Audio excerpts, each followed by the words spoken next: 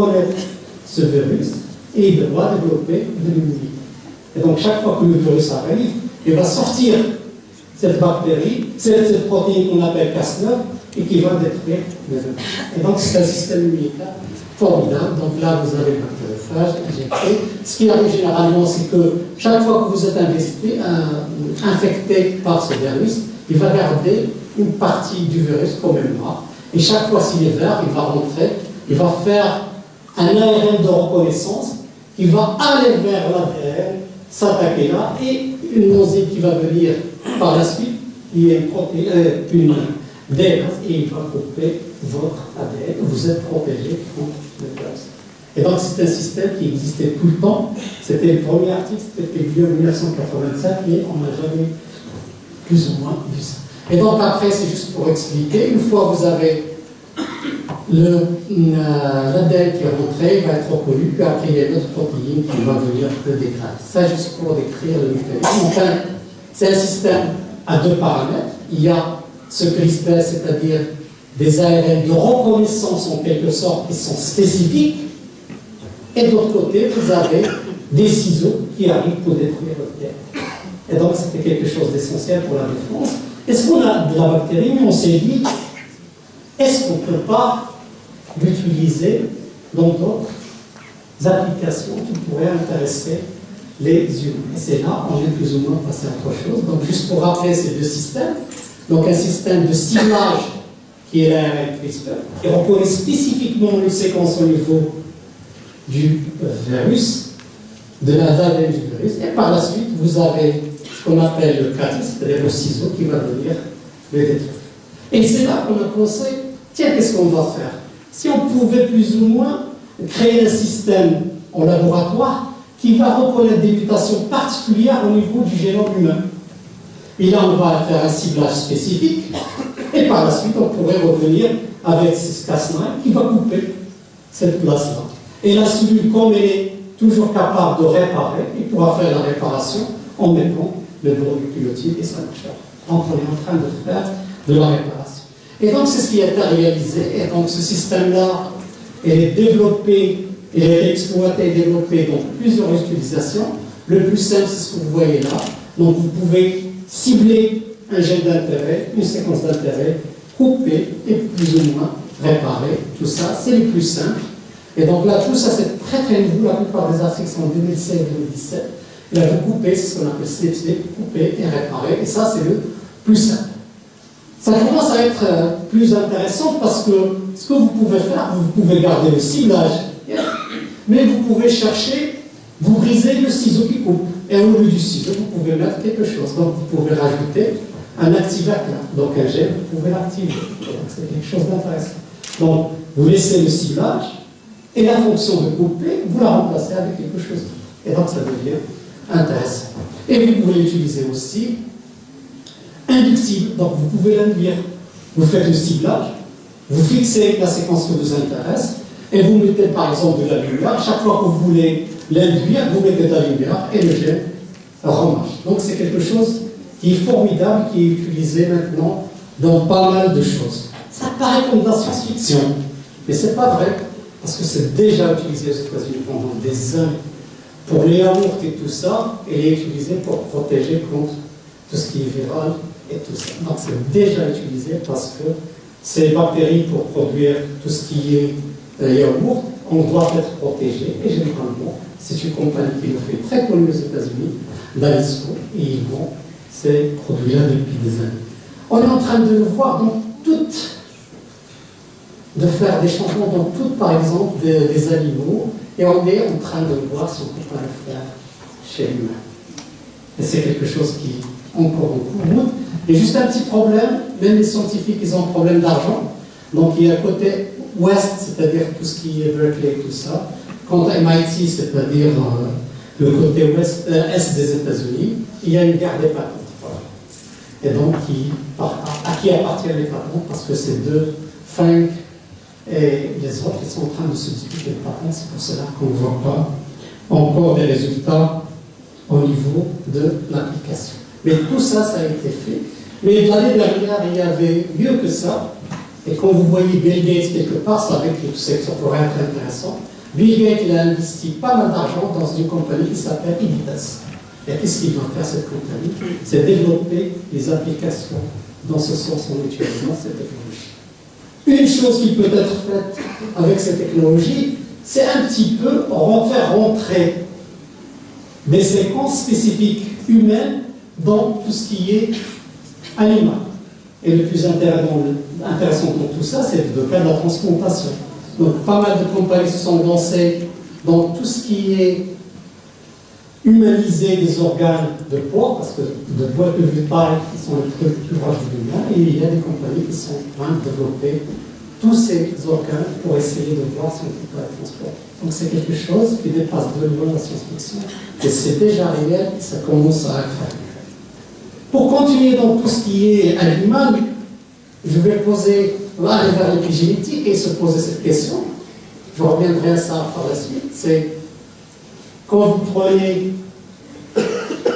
des animaux qui ont le même génome, mais qui ont des mères porteuses différentes. Même génome, des mères porteuses.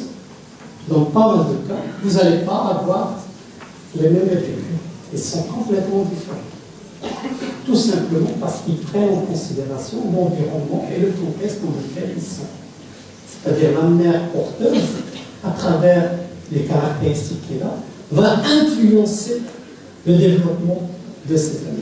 Et là, on est en train de passer à l'épigénétique plutôt que de la génétique. Et donc, c'est quelque chose d'essentiel. Donc là, l'épigénétique peut être décrite tout simplement l'exemple le plus simple. Vous prenez des jumeaux, parce qu'ils sont des jumeaux, et à travers l'âge, ils vont être différents.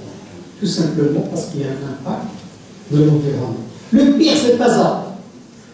Ces traits de caractère qu'ils vont gagner à travers l'âge, ils sont transmissibles d'une génération à une autre, au moins pendant 2 générations. Ah, ça devient intéressant. C'est-à-dire, il y a pas mal d'expériences qui ont été décrites. Si vous avez, par exemple, du stress, par exemple, il y a un postpartum, c'est-à-dire que vous avez un enfant qui a été séparé de ses parents parce qu'il y a le bébé qui est né, on l'a mis ailleurs et tout ça, il va garder un stress. Si vous avez des enfants, vous êtes stressé, si vous avez ce stress avec vous, il se peut que vous le transmettiez à vos enfants, malgré qu'ils n'ont jamais vu ce stress postpartum.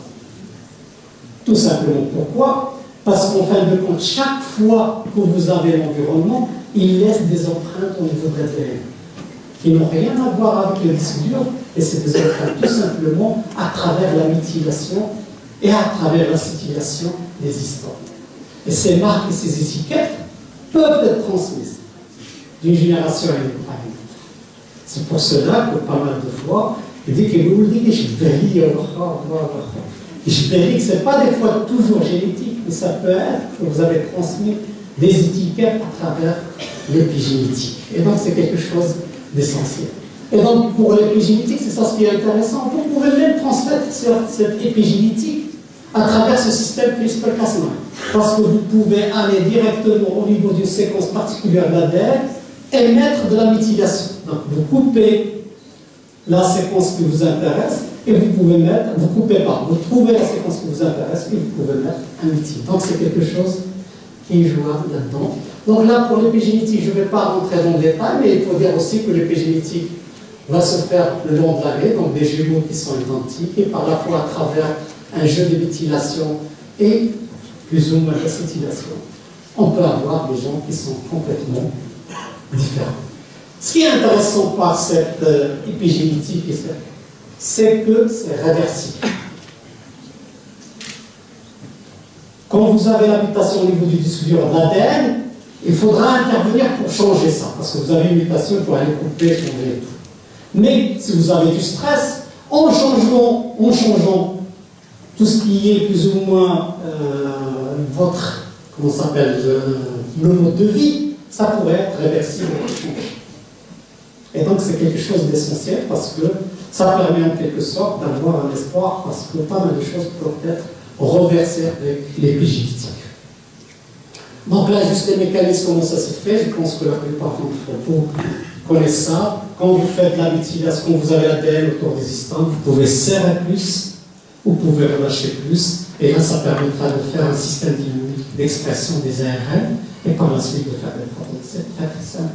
Et donc, vous le faites à travers quoi? À travers des étiquettes que vous allez avoir au niveau de votre ADN. Donc là, juste pour dire, par exemple, les souris avec un régime alimentaire gras, parce qu'il va avoir un bébé, et le bébé va avoir, vu cet envoyement, il va avoir tous ces problèmes qui sont là. Et il se peut que la souris d'après, là c'est montré un humain, la souris d'après, pourra avoir des étiquettes et qui peuvent entraîner, à côté de l'hérédité, vont entraîner à travers l'épigénétique l'apparition de ces maladies. Mais c'est réversible parce que si vous faites un régime alimentaire, il se peut que vous allez reverser tout ça. Donc je vais juste finir avec ces deux approches pour ne pas prendre beaucoup de temps. Il faudra dire que ce qui se développe de plus en plus, c'est une approche participative du patient. Le patient doit se prendre en charge, il se prend en charge, et il faudra plus ou moins que la médecine, plus ou moins réalise ça et le prend en considération. Donc comment ça se fait? Il y a deux initiatives qui sont très connues. Il y a la première initiative qui a été lancée par Obama en janvier 2015. Et donc là, il y a c'est très récent, il y a une initiative française, la France médecine génomique 2025. J'ai mis ces dates, c'est tout simplement dire pour une fois. Si on se prend maintenant, on n'est pas très loin, en fin de compte, 2015, 2017. Si on arrive à développer une initiative marocaine de médecine de précision, on va le faire. Donc c'est pas, les gens sont en train de faire ça, il faudra juste faciliter. Et donc là, ce qu'a fait Obama, il a dit voilà. Il y a plein d'informations qui est perdues. Il est perdu comment? Parce que les gens qui ont des smart devices, qui ont vraiment des montres, qui ont tout ça, qui mesurent leur poids, leur température, tout le temps, et donc permettrait, si on fait une bonne cohorte, de modéliser toutes les pathologies des États-Unis. Pour dire, quelqu'un de diabétique, il a cette température, tout ça, il développe par ça, s'il prend ses médicaments et tout ça, et le faire de façon à faire participer tous les gens qui ont des smart devices. Au lieu de le faire sur une cohorte de 1000 personnes, il a mis l'argent pour faire une cohorte d'1 million de personnes. 1 million de personnes, et faire une cohorte d'1 million de personnes, qu'est-ce qu'elle va permettre de modéliser toutes les pathologies et savoir comment ça marche. Je pense qu'en France aussi, donc Edouard Philippe il a fait ça. Je n'ai pas voulu faire une autre photo de Vaz, parce qu'il y avait Vaz qui avait lancé ça, mais je préfère Edouard Philippe que Vaz pour les Français. Donc, cette initiative-là, il se base tout simplement à faire participer le patient dans sa prise en charge. Pourquoi avoir ces banques de données et ces cohortes? Parce que ces cohortes, qu'est-ce qu'ils vont faire? Ils vont créer des banques de données dans lesquelles, en revenant avec un outil informatique, on pourra faire de la modélisation. Et on pourra faire un outil d'aide à la décision. Et c'est quelque chose d'essentiel. Et donc, il y a ce système qu'on appelle, je ne vais pas rentrer dedans, ça s'appelle Clinical Laboratories. Qu'est-ce que c'est Clinical Laboratories? Vous faites modéliser à travers 1000 personnes, mais l'ordinateur, puisqu'il a tous les paramètres, peut développer 10 000 autres avatars, qui ne sont pas des cas réels, mais qui sont des cas intermédiaires entre ces cas réels. Et ça permet d'avoir, au lieu d'avoir 1000 cas avec lesquels vous êtes en train de jouer dans votre mémoire, d'avoir 10 000 ou 11 000 cas que l'ordinateur peut générer et vous proposer comme un aide à la décision. Et c'est exceptionnel parce qu'il faut se rappeler que le médecin, quand il décide quelque chose, il va décider à travers tout ce qui est errorique et se fie à sa mémoire des cas qui sont passés devant lui. Mais des cas intermédiaires, il est obligé de faire une gymnastique tout seul, alors que là, il y aura une aide à la décision pour l'aider. Et donc, ces cliniques à Avatar ont permis de faire beaucoup de banques d'aide à la décision. Les plus célèbres, c'est en fin de compte pour le breast cancer. Donc là, vous rentrez les paramètres, ils vous donnent plus ou moins le risque de développer le cancer. Pour les AVK, il y a aussi ce site-là du Warfare aux États-Unis qui permet de vous prévenir la dose à utiliser. Donc c'est quelque chose d'essentiel et qu'on pourra plus ou moins développer si on a ces banques de données. Et c'est là la difficulté parce que comme on n'a pas le dossier du patient, c'est très dur de développer tout ça. Donc on a essayé de faire avec l'INO de développer une banque de données. On est en train de travailler dessus plus ou moins pour avoir des données plus précises. Donc ça, c'est la banque de données. Et on est en train de faire une autre approche, et ça s'est développé dans le laboratoire. On s'est dit, si vous faites de la génomique, vous allez comparer votre génome à quoi? Les seuls génomes de référence sont des génomes de référence caucasiens, asiatiques. Et sachant que la population marocaine, certainement, est différente de la population caucasienne ou de la population asiatique. Donc il faudra avoir un génome de référence marocain. Ça devient une nécessité. Ce n'est pas vraiment un luxe. Parce que vous pouvez aller aux États-Unis faire votre génome. On peut le faire au Maroc, ça ne coûte rien du tout. 10 000 dirhams, vous le faites. Maintenant, si vous ramenez une compagnie, vous le faites à 5 000 dirhams. Mais après, une fois que vous allez avoir votre génome, vous ne pouvez pas l'utiliser parce qu'on n'a pas un génome de référence. Et le projet serait de faire, à travers une approche participative, faire le séquençage de génome marocain, mais à côté de ça, récupérer tous les génomes marocains à travers le monde qui ont été séquencés pour les mettre dans une banque de données afin d'avoir ce génome de référence attendu. Parce que c'est quelque chose d'essentiel par la suite et il y a des étudiants qui sont en train de développer ça. Donc, juste pour dire, tout ce que j'ai présenté là ne peut pas être développé tout seul. Donc, on a essayé d'élaborer pas mal de collaborations et je remercie tous les collaborateurs qui ont fait ça. Et ce que je voulais à travers cette présentation, c'est tout simplement dire qu'il y a des outils qui sont des technologies qui sont développées ailleurs, qu'on peut ramener au Maroc, qu'on peut utiliser, qu'on peut faire profiter les chercheurs et un jour peut-être le patient marocain, parce qu'il n'y a aucune raison que les patients marocains n'en profitent pas. Tout ça, on le fait à travers ces collaborations, mais essentiellement, on le fait parce qu'avec la passion de ces jeunes, parce que sans la passion de ces jeunes, ça ne sert à rien. Et je pense d'avoir tous ces jeunes qui sont là, qui comprennent la vision, qui s'y mettent, est quelque chose d'essentiel. Et je le remercie infiniment pour ça. Merci.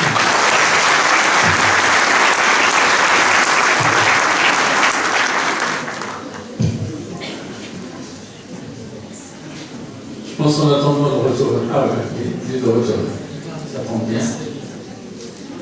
Donc je vous propose qu'on regroupe les deux conférences, qu'on prenne une bonne discussion. Vous arrivez au bon timing. J'ai entendu les applaudissements. Ça marche. Donc à vous la parole, le temps de changer la balasse, laptop.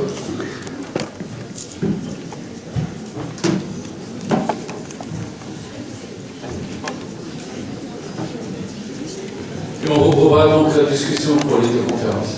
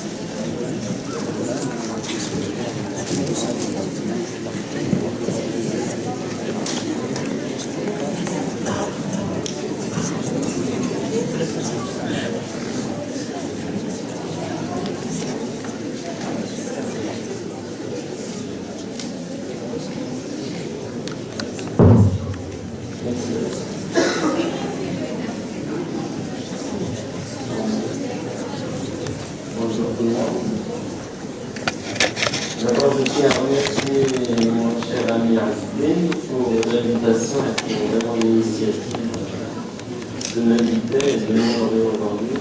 Vraiment, je tiens à remercier.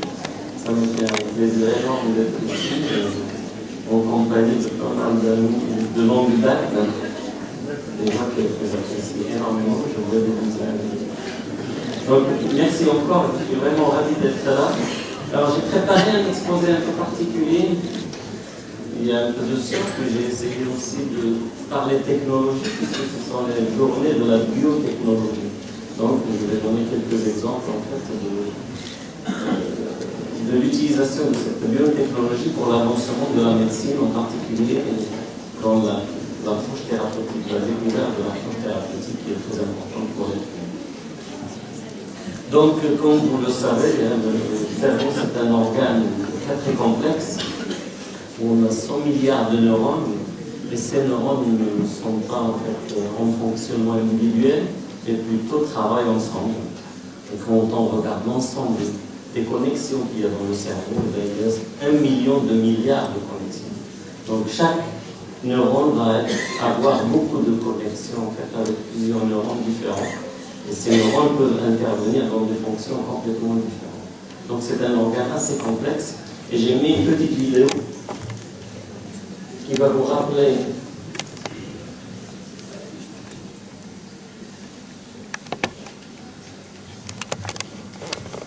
imaginez en fait les câbles électriques dans une ville. Et vous allez voir en fait tous ces signaux lumineux que vous voyez, ce sont des potentiels d'action qui sont transférés d'un neurone à l'autre pour libérer un neurotransmetteur dans une zone donnée. Et la libération de cette petite substance chimique va jouer un rôle très important pour une fonction donnée. Donc, votre cerveau est actuellement en train de fonctionner comme ça. Ces lumières que vous voyez traduites ici par ces éclairages, votre cerveau est en train de fonctionner exactement de la même façon en ce moment même. Et même quand vous dormez, votre cerveau fonctionne comme ça dans certaines régions. Donc c'est un organe qui est tout le temps en activité. Et heureusement parce que s'il manque un minimum dans cette activité, il y aura des pathologies, il y aura des anomalies. Donc ces connexions sont vachement importantes. Voilà les câbles électriques que je vous dis, qui permettent en fait les connexions entre les différentes circuits. Et au sein même d'une structure, vous avez des neurones voisins qui se connectent entre eux et qui permettent en fait la modulation locale de l'activité neuronale. Donc c'est un organe très très complexe et il suffit d'interrompre juste une petite partie de ces connexions pour que le fonctionnement devienne anormal. Et quand le fonctionnement devient anormal, il y a des problèmes très graves qui peuvent survenir, en particulier les maladies neurologiques et psychiatriques. Donc j'ai dit que ces neurones sont distribués dans différentes aires cérébrales. Donc il y a des zones en fait spécialisées dans le cerveau, et donc chaque zone va être spécialisée dans une fonction donnée pour la motricité, pour la cognition, pour tout ce qui est émotion, etc. Et ils sont classés en différents sous-types en fait, selon le neurotransmetteur qu'ils vont libérer. Donc cette substance chimique qui va être libérée en fonction d'un stimulus. Quand il y a un stimulus, il y a la libération d'un neurotransmetteur, et ce neurotransmetteur va avoir en fait un effet sur la modulation de l'activité neuronale qui va maîtriser et qui va contrôler une fonction donnée. Et donc, comme j'ai dit tout à l'heure, une mauvaise communication neuronale est à l'origine de troubles neurologiques ou psychiatriques. Et ou, parce qu'on peut développer malheureusement les deux, une pathologie neurologique, mais des symptômes psychiatriques. Alors, le meilleur exemple en fait que j'aime bien dans la description d'une anomalie et qui a fait un lien direct entre un traumatisme cérébral et le changement d'une personnalité, c'est le cas de Phineas Gage. Donc, Phineas Gage, en fait, en 1848, était en fait contremaître dans les chemins de fer, et il s'occupait, lui, de briser en fait des rochers pour faire passer la voie de chemin de fer. Ce qu'elle a dit. Et donc, c'est lui qui mettait en fait des mines, et il mettait une tige métallique, on voit une partie ici, et cette tige sert en fait à faire l'explosion d'un rocher pour avoir de l'espace pour mettre en fait des rails pour le train. Et un jour, malheureusement, il n'était pas très rapide, il y avait une erreur. Et au moment de l'explosion, il était penché comme ça, et donc la base lui a transpercé en fait le visage. Donc comme vous le voyez ici, quand on regarde son crâne. Et il y a eu un changement de personnalité extraordinaire pour les scientifiques, malheureux pour lui et la famille. Donc, et selon son entourage, en fait, c'était quelqu'un de très très respectueux, quelqu'un de très sage. Il avait 25 ans à l'époque. Le témoignage de l'entourage, c'est quoi? Phineas n'est plus Phineas. Sa personnalité est transformée et serait devenu instable, grossier, agressif. Il a commencé à parler de façon très grossière. Plus personne ne pouvait s'approcher de lui parce qu'il est devenu vraiment très grossier, il disait des gros mots. Il est devenu agressif, une personnalité insupportable. Et c'est là où on a fait en fait un lien direct entre cette partie du cerveau qui a été transpercée, qu'on appelle le cortex frontal, et tout ce qui est émotion, et le maîtrise de la personnalité. Donc 12 ans après l'accident, il a eu des convulsions, il est décédé à ce moment-là. Donc, c'était la première fois qu'un lien direct a été fait en fait entre un traumatisme crânien et le changement de personnalité.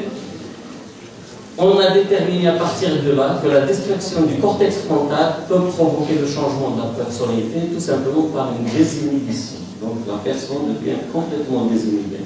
Donc cette partie du cortex, en fait, la partie frontale du cortex permet tout simplement le contrôle de soi et son bon fonctionnement va permettre d'inhiber les comportements anormaux.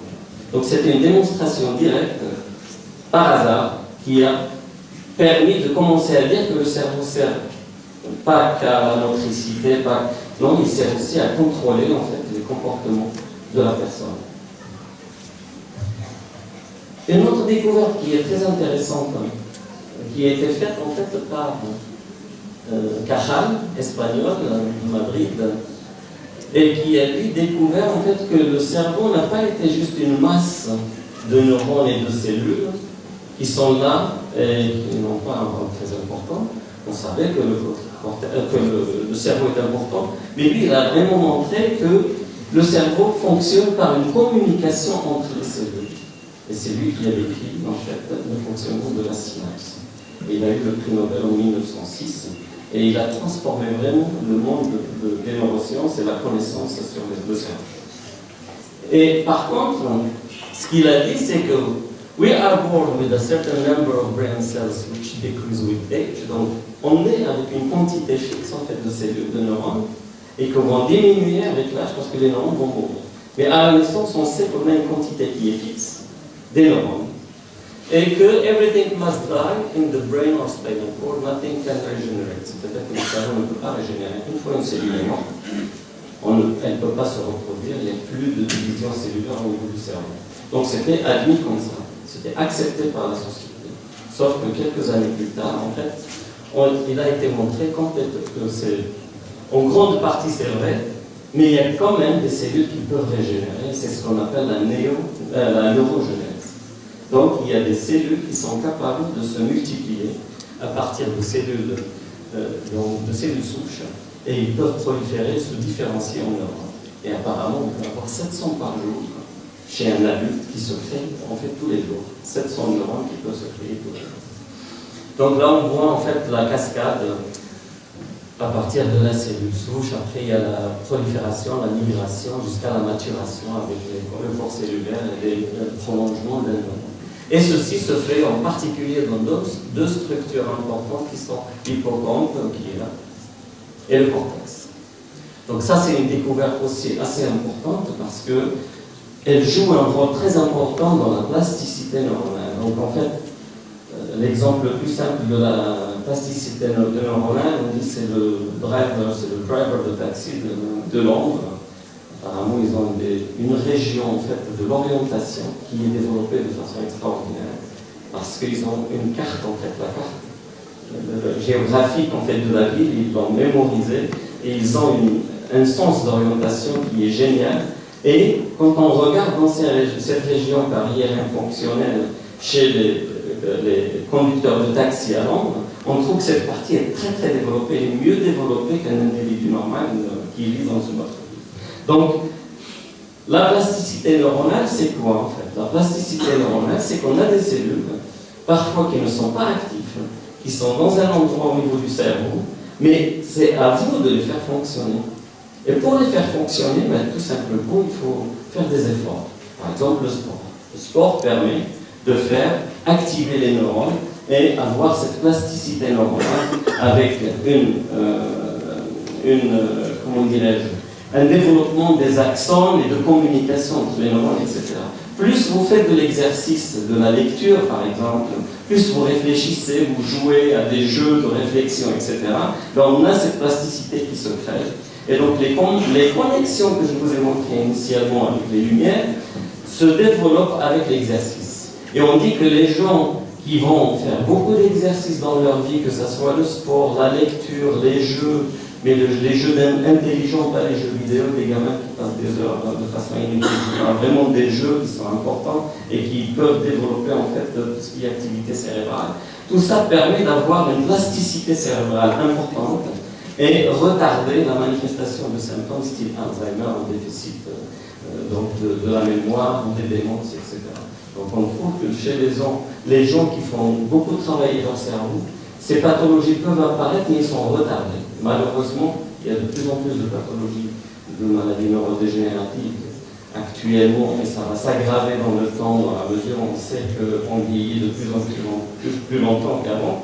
Donc, ces pathologies, malheureusement, le pourcentage de personnes qui vont les développer augmente au fur et à mesure que la longévité augmente. Donc, ça, c'était un bel exemple aussi du développement de la connaissance pour montrer que dans le cerveau, le nombre de neurones n'est pas totalement fixe, mais peut évoluer avec cette neurogénèse.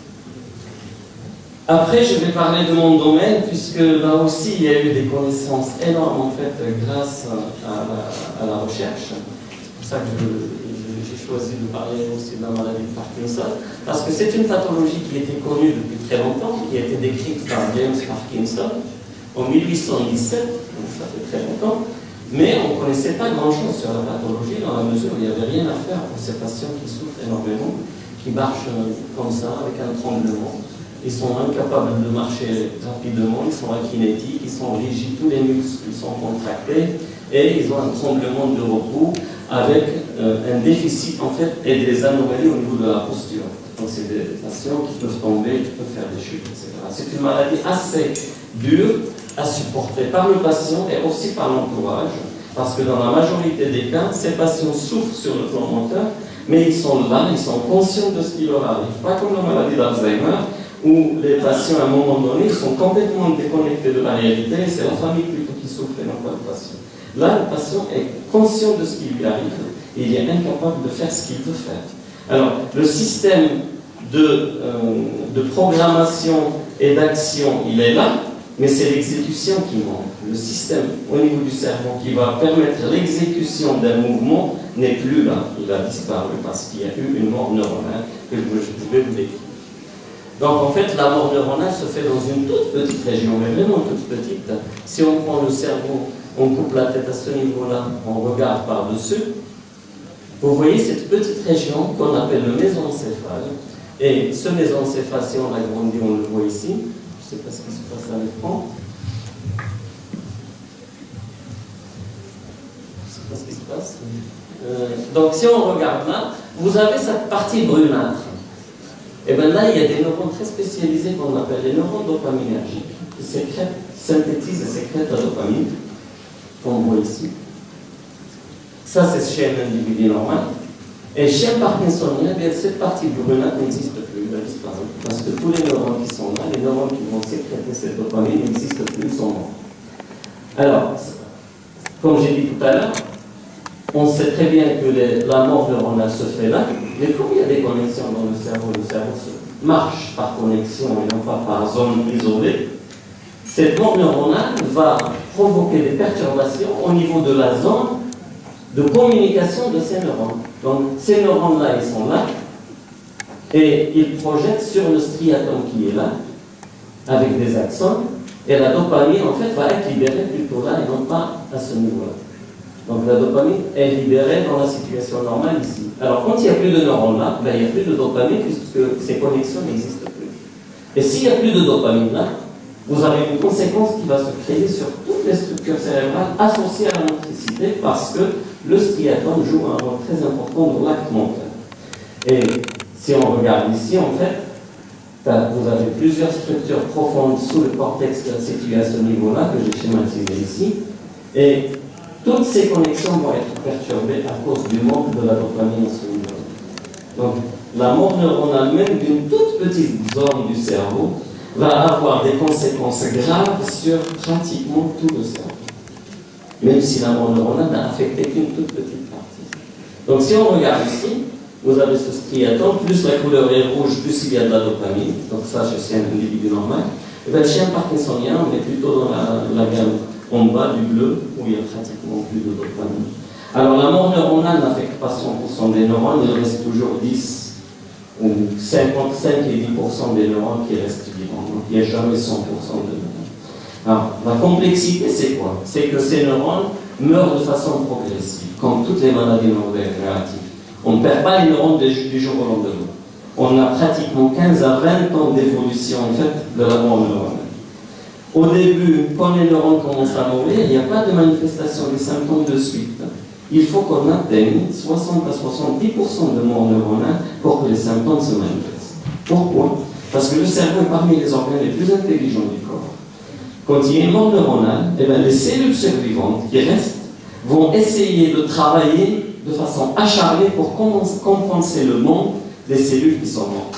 Donc la dopamine, si elle est sécrétée par toute cette population neuronale qui est là, quand on a 50% qui manque, ben les 50% qui restent vont essayer de compenser le manque de dopamine pour atteindre ce 100%.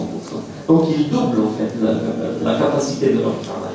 Par contre, quand on arrive à perdre 70%, les 30% qui restent ne sont pas capables de compenser, et c'est là où les symptômes démarrent.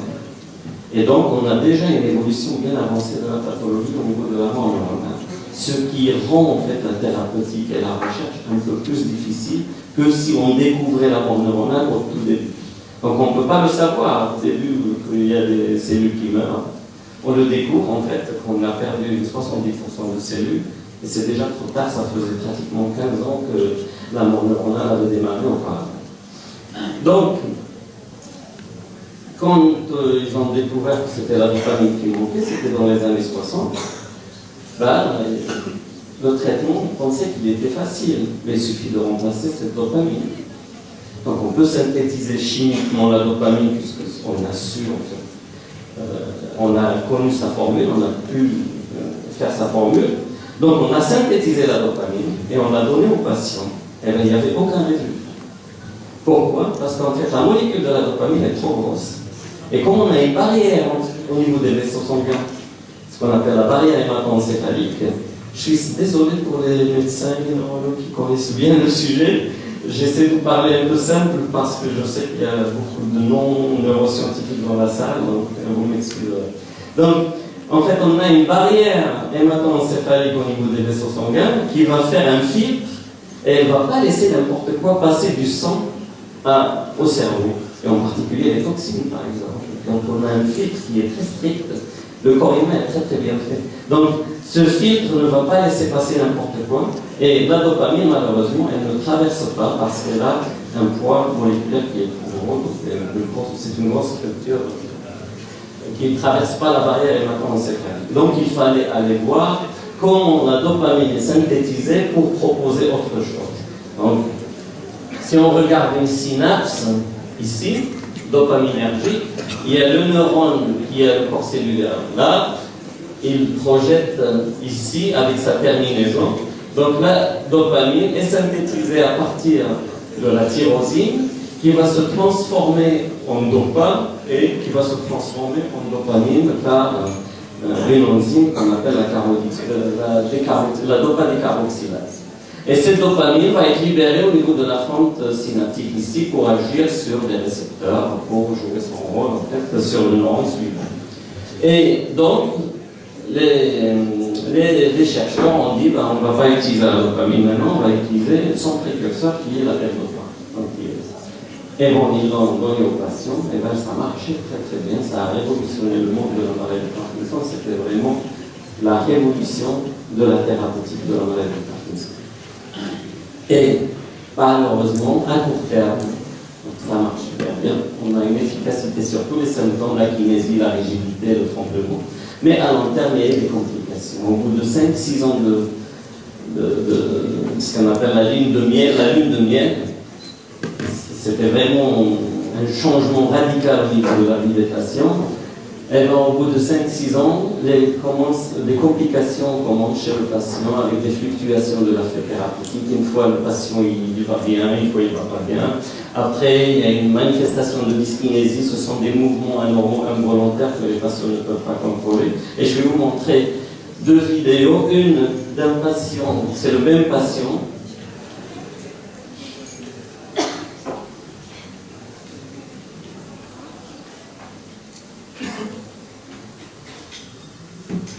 Donc vous avez à gauche,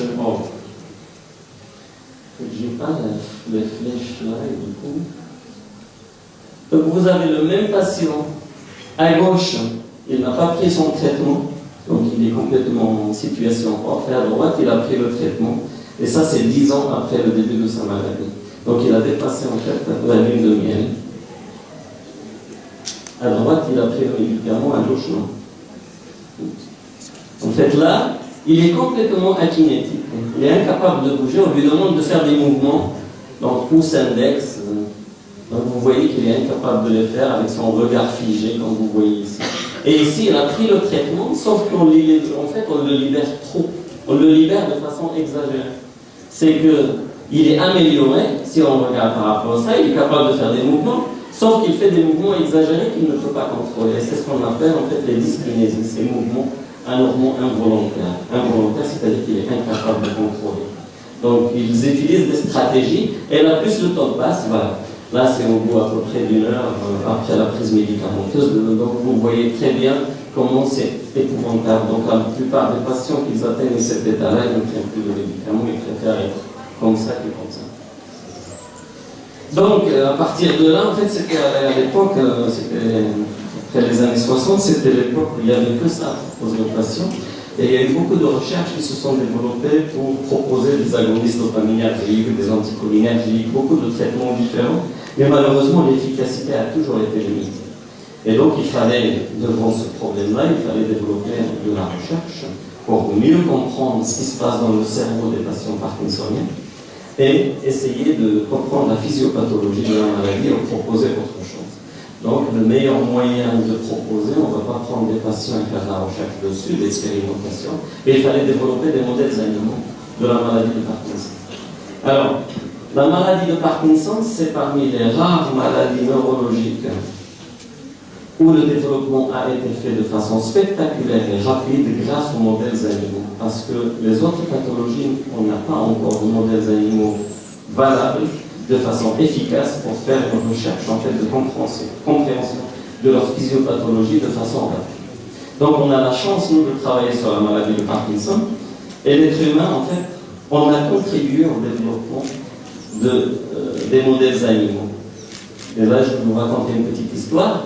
D'abord, pour vous dire qu'on a 2 modèles animaux qui sont vraiment très très bons, qui ont été utilisés pour la compréhension de cette physiopathologie. Il y a le rongeur, donc le rat, chez qui on fait l'injection d'une neurotoxine qui s'appelle la 6-hydroxydopamine, et le rat développe le Parkinson.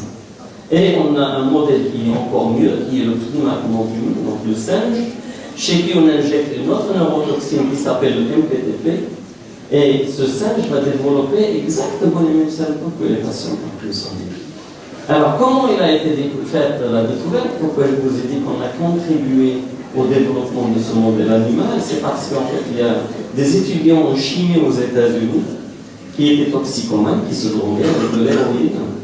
Et comme l'héroïne coûtait un peu cher, et comme ils sont chimistes, ils ont eu la bonne idée, pour eux, de fabriquer eux-mêmes en fait l'héroïne au laboratoire. Donc ils venaient en cachette le week-end au labo et ils fabriquaient de l'héroïne. Et un jour, ils se sont trompés, il y a eu une erreur. Et il y a eu ce MPTP qui a été rajouté en fait dans les produits de fabrication de l'héroïne. Et ces 3 étudiants en fait chimistes sont devenus tous les 3 parkinsoniens. Et à l'âge de 24-25 ans. Les neurologues ont dit non, c'est pas possible. Bon, peut-être c'est du Parkinson génétique, parce que c'est les seuls qui peuvent développer la maladie très tôt, et encore pas à 24 ans. C'est trop jeune, 24 ans. Donc ils ont commencé à les questionner, etc.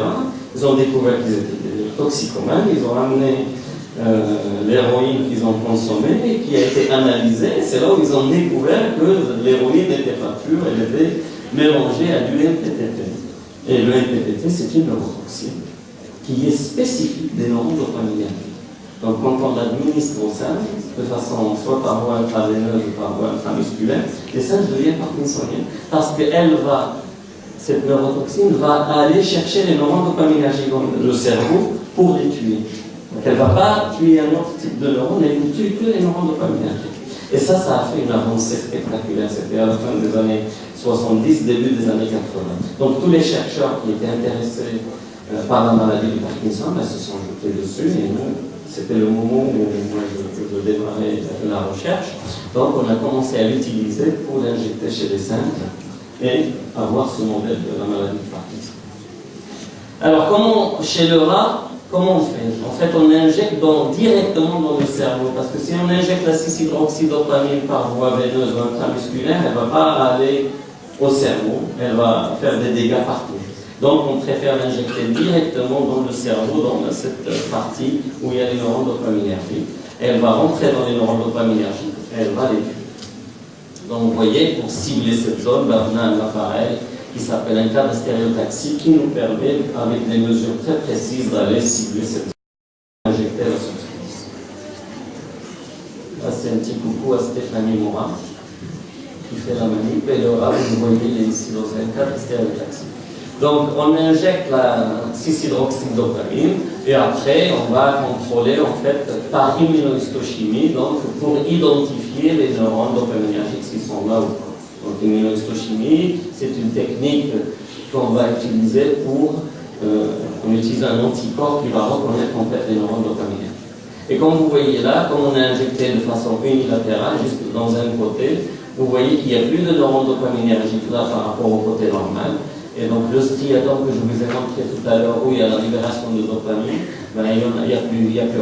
Parce que là, on voit qu'il y a beaucoup de dopamine, c'est pratiquement noir, ici il n'y a plus de dopamine. Donc on a un modèle qui est validé et qui va exprimer des déficits moteurs, et après on peut étudier son cerveau pour voir quelles sont les conséquences de la dégénération des neurones dopaminergiques.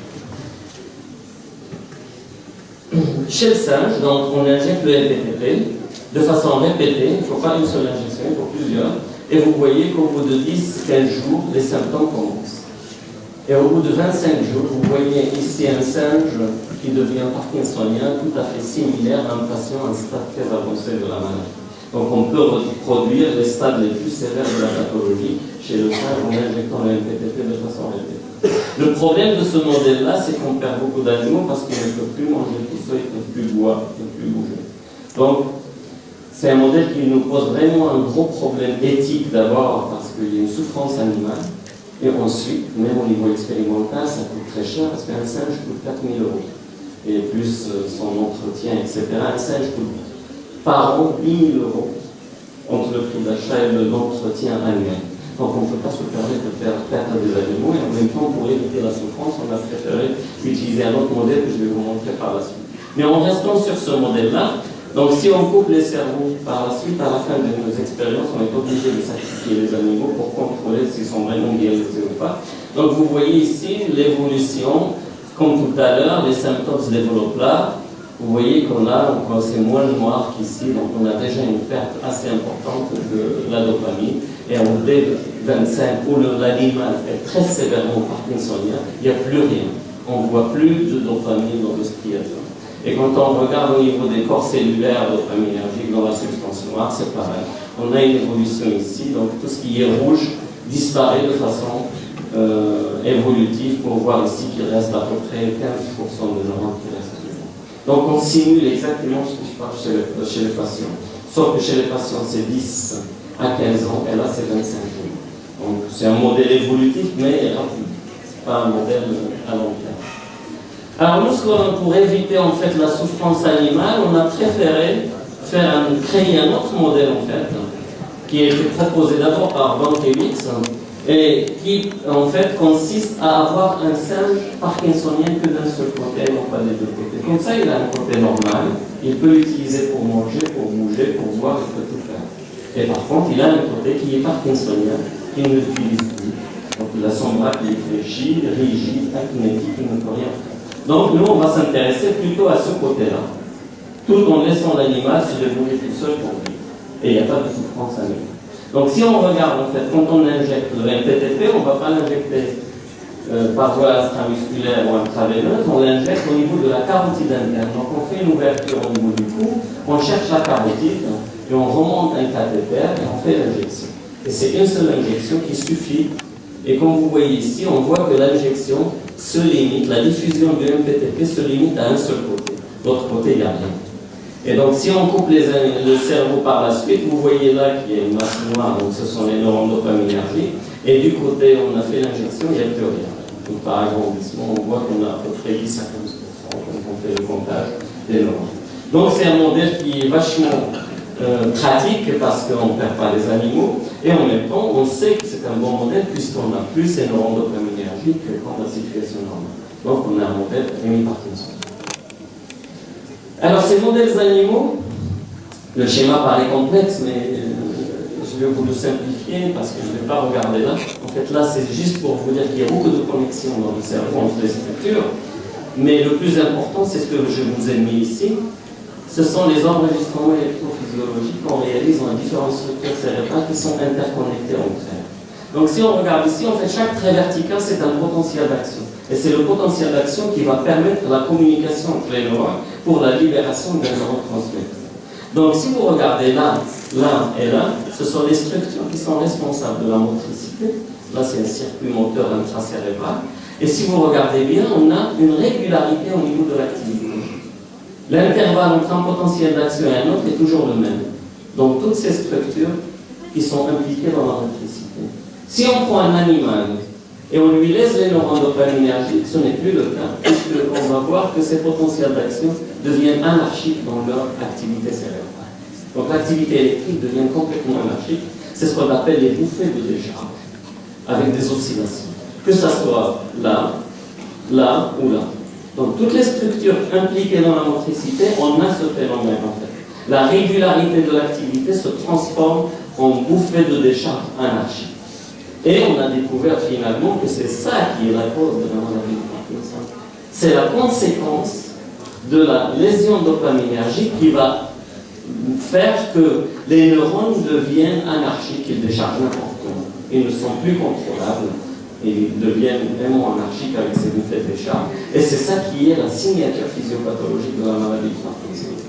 Et c'est ça qui va entraîner la manifestation des symptômes. Donc, l'idée, comme on trouve ça chez le rat, chez le singe, et on a eu la chance aussi d'enregistrer, même chez l'homme, vous voyez exactement la même chose. Donc on s'est dit qu'il faut cibler en fait ces potentiels d'action qui sont anarchiques pour essayer de les rendre réguliers. Et le meilleur moyen, c'est quoi? Peut-être de les éliminer. Éliminer les neurones qui déchargent de cette façon-là. Donc on s'est intéressé à cette structure qui s'appelle le noyau sous-thalamique, parce que c'est elle qui est la seule en fait, structure glutamatergique qui va avoir un effet excitateur. Les autres, c'est des effets inhibiteurs. On s'est dit qu'il faut s'intéresser à cette structure. Étant donné qu'elle devient folle dans la maladie de Parkinson, on va essayer de lui imposer soit une lésion pour faire disparaître ses neurones, et peut-être qu'on aura un effet sur les symptômes, ou bien essayer de la régulariser d'une autre façon. Et donc, c'est ce qui a été proposé par Guy Bergman dans l'équipe des malades de Atlanta aux États-Unis. Ils ont pris des singes qu'ils ont rendus parkinsoniens, ils ont fait une lésion. Ils ont lésé les neurones du noyau sous-thalamique. Ils ont observé une amélioration spectaculaire des symptômes. Tiens, c'est intéressant. C'est-à-dire qu'en supprimant l'activité anormale, on normalise. Sauf que ils ont réussi à avoir exactement la même chose que la L-dopa. Tous leurs singes commencent à avancer et à avoir des mouvements anormaux que les singes ne pouvaient plus contrôler. C'est ce qu'on appelle l'hémipalisme. Et ça, c'est connu chez l'homme par les médecins, les neurologues et les neurochirurgiens. Quand il y a un hématome en fait, dans la région du noyau sous-thalamique chez un individu qui n'est pas parkinsonien, il développe l'hémipalisme. Les patients commencent à avoir des mouvements anarchiques et incontrôlables. Donc l'idée était bonne de léser le noyau sous-thalamique, mais tout en sachant qu'il y avait un risque. Ils savaient très bien qu'il y avait un risque de développer cet hémipalisme, ces mouvements anormaux involontaires. Mais malgré ça, on fait de la recherche. Il faut faire évoluer la connaissance. Donc c'était bien de proposer ça et de voir est-ce qu'en contrôlant cette région, on peut supprimer le Parkinson. Et finalement, ça a réussi parce qu'ils ont réussi à supprimer le Parkinson, sauf que les singes ont développé des mouvements anormaux. Donc la lésion, malheureusement, comme elle est irréversible, on ne peut pas la proposer aux patients parce qu'il y a ce risque de développer les mouvements anormaux involontaires. Et c'est là où nous, on a proposé de remplacer en fait ces lésions par la stimulation électrique. Vous connaissez le système du pacemaker cardiaque. On implante quelqu'un qui a son rythme cardiaque qui n'est pas régulier. On lui implante une électrode au niveau du cœur et on amène avec des câbles, on connecte un stimulateur un pacemaker et on balance en fait un courant électrique qui va régulariser l'activité cardiaque.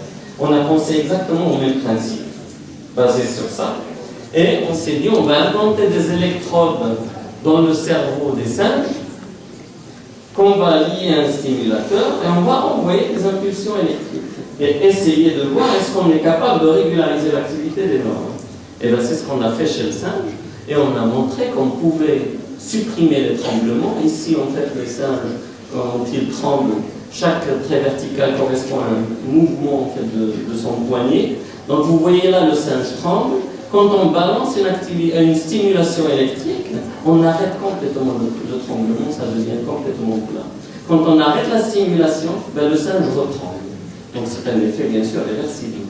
On ne va pas supprimer le tremblement de façon définitive si on stimule juste pendant un laps de temps. C'est-à-dire qu'il faut qu'on stimule de façon chronique et tout le temps, 24 heures sur 24. Donc ça c'est pour le tremblement. Quand on regarde la rigidité c'est quoi? C'est cette contraction musculaire permanente qui se traduit par une augmentation du tonus musculaire. Donc là, on fait l'enregistrement EMG du côté normal du singe, puisque nos singes sont unilatéraux. Donc là, c'est le côté normal, et là, c'est le côté parkinsonien. Donc si vous comparez les deux, on voit qu'il y a une augmentation de l'amplitude de l'EMG. Donc on a une exagération, c'est-à-dire que le muscle est bien rigide, puisqu'il est bien contracté. Et c'est le même muscle ici. Quand on stimule, on normalise complètement l'EMG. Donc on arrive à réverser la rigidité. Les singes ne sont plus rigides. Après, on s'est dit, il faut aller voir au niveau de la kinésie. Alors la kinésie, c'est la capacité de réaliser un mouvement volontaire. Et nos singes, on les a entraînés en fait à réaliser des mouvements d'extension et de flexion en réponse à un signal sonore. Donc on habitue nos singes. En fait, on les laisse pendant toute la nuit, ils sont hauts, ils ont soif. Et le lendemain, on les met sur une chaise, on les entraîne à faire des mouvements. Et quand ils réussissent le mouvement, on leur donne une récompense. C'est ce qu'on appelle en fait le conditionnement positif. Et les singes ont appris à faire ces mouvements et on leur donne à chaque fois qu'il fait un mouvement correct et on lui donne un peu de jus d'orange. Les singes aiment bien le jus d'orange. Donc on a réussi à les entraîner et on enregistre en fait l'activité au niveau avec un potentiomètre, on enregistre le mouvement. Donc là c'est le début du mouvement, là c'est un mouvement d'extension. On calcule la vitesse, l'accélération et on enregistre aussi l'activité EMG du muscle agoniste et antagoniste. Donc ça c'est chez les singes dans un état normal et nos singes sont leur propre contrôle parce que c'est les mêmes chez qui on va injecter le MPTP. Donc quand on injecte chez ces singes le MPTP, vous voyez que le mouvement n'est plus normal, le temps de mouvement est rallongé, la vitesse est diminuée, l'accélération est désorganisée et vous voyez au niveau des muscles agonistes et antagonistes pareil. Puisqu'il y a cette rigidité, on a une activité EMG musculaire qui est complètement anarchique aussi. Et quand on stimule le noyau sous-thalamique à haute fréquence, il n'y a plus de différence avec la situation normale pour tous les paramètres étudiés. Donc on normalise complètement le mouvement, nos singes sont capables de faire des mouvements tout à fait normaux. Donc partant de là, il n'y a pas d'effet secondaire. À l'époque, on a vraiment surveillé nos singes. Il n'y a pas de mouvement anormaux, il n'y a rien. Et pour obtenir des effets secondaires, il fallait qu'on augmente les intensités de la stimulation. Si on reste avec les paramètres de la stimulation qui induisent cette amélioration-là, on n'a aucun effet secondaire manifesté chez les singes. Donc à partir de là, on s'est dit qu'il faut proposer ça aux patients parkinsoniens. Donc c'est ce qu'on a fait avec l'équipe d'Aline Benhabib à Grenoble. Et on a implanté le même système que le pacemaker cardiaque. Donc on a des électrodes dans le cerveau. Comme les patients parkinsoniens sont bilatéraux, on a un Parkinson bilatéral, donc on implante dans les deux hémisphères les électrodes, comme vous voyez ici par transparence, et on a un câble qui descend sous la peau derrière l'oreille, on implante un pacemaker, un stimulateur, ici on connecte les câbles, et les patients sont stimulés 24 heures sur 24. Parce que les patients parkinsoniens, ils ont le Parkinson même pendant le sommeil, même quand ils dorment. Alors, j'ai une petite vidéo au lieu de vous expliquer comment on fait, j'ai une petite vidéo qui va en fait vous montrer ces métroniques qui ont des stimulateurs qui l'ont fait et qui montrent comment se passe la chirurgie. Et je vais faire des petits commentaires dessus.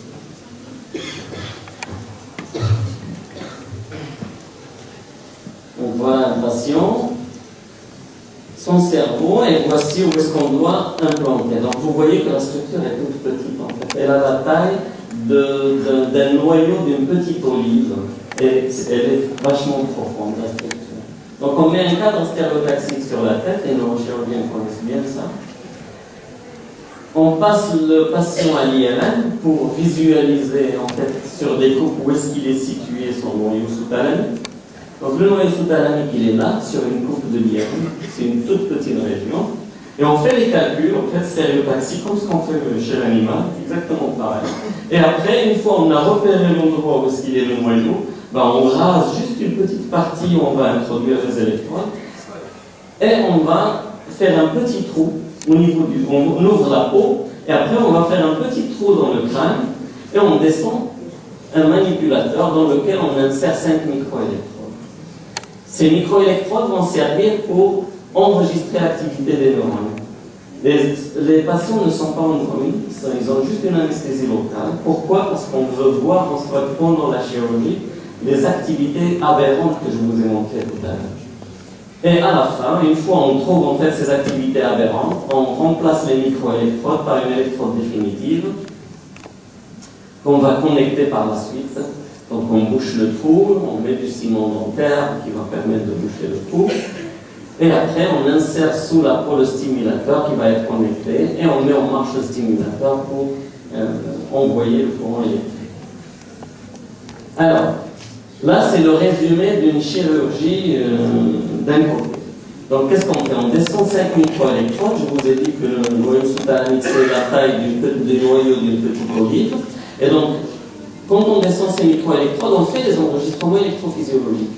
Et comme par hasard, en fait, c'est une structure qui n'est pas très compliquée à identifier. Pourquoi? Parce qu'autour d'elle, il y a beaucoup de silence. Et c'est quand on rentre dans cette structure qu'on commence à avoir l'activité aberrante que je vous ai montré qu'on avait obtenue chez l'animal. Ces bouffées de décharge anarchiques, comme vous le voyez ici. Donc quand on commence à descendre petit à petit, j'ai un petit monteur en fait qui me permet de descendre petit à petit, et on enregistre l'activité électrique des neurones. Là il n'y a rien, donc au-dessus il n'y a rien, il y a pas de...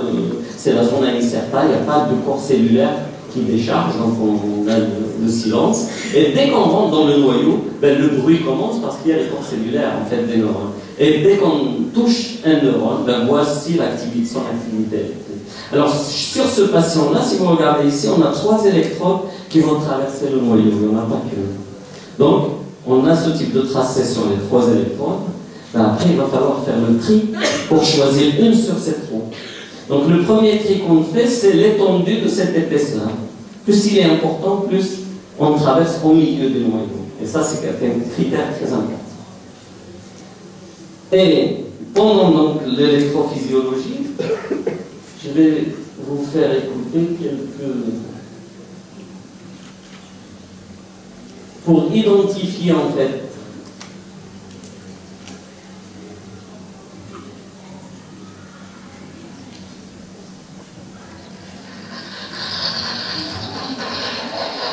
vous voyez que le patient il tremble.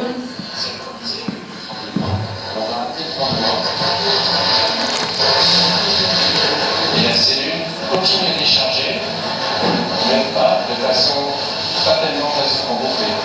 Et regarde, on a l'activation avec le poignet. Regarde. T'as vu? C'est l'activité électrique qu'on a.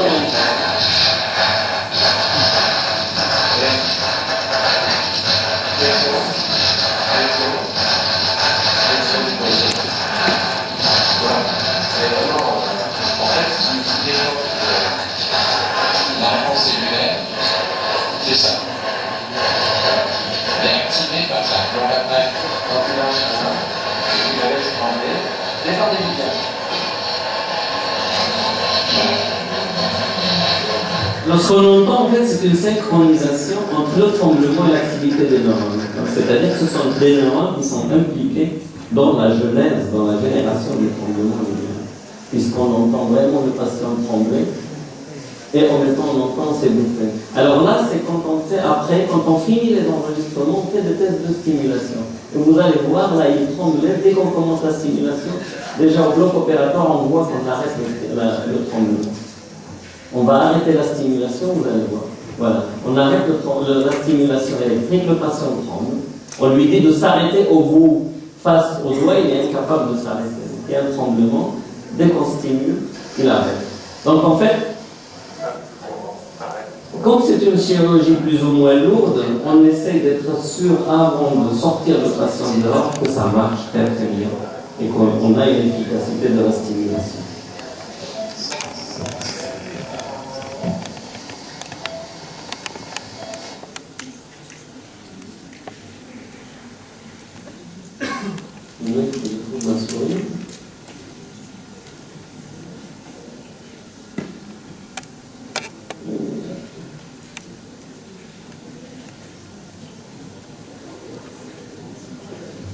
Donc vous avez compris qu'à la fin de quand on finit les enregistrements électrophysiologiques, on va là où on a eu ces décharges aberrantes et on envoie des courants électriques par stimulation pour voir si on améliore ou pas. Et on essaie de voir en fait tout ce que cette stimulation peut induire. Alors ce qu'on a remarqué, c'est que quand on stimule dans le noyau sous-thalamique lui-même, on a une amélioration de tous les symptômes. Et dès qu'on stimule à l'extérieur, on voit toute une panoplie d'effets secondaires qui sont différents, soit des paresthésies qui ressemblent à des fourmillements, ou bien des contractions musculaires, etc., en fonction de la zone qu'on va stimuler. Donc, la stimulation qui induit l'efficacité est vraiment la stimulation spécifique du petit noyau qu'on appelle le noyau sous-thalamique.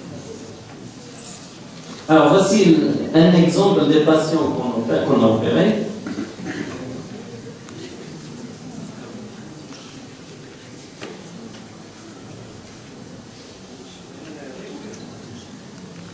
Alors c'est un patient qui souffre d'un tremblement horrible.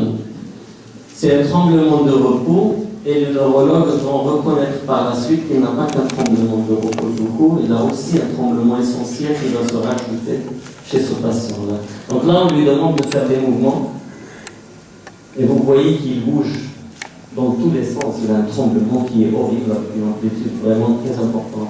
Et après la chirurgie, voilà, il y a plus, on est face à 100% son tremblement, il n'y a plus rien. Le patient ne tremble plus. Que ce soit au niveau des pieds, les jambes, la tête, il n'y a plus de tremblement du tout. Et quand on arrête la stimulation, il revient à son tremblement.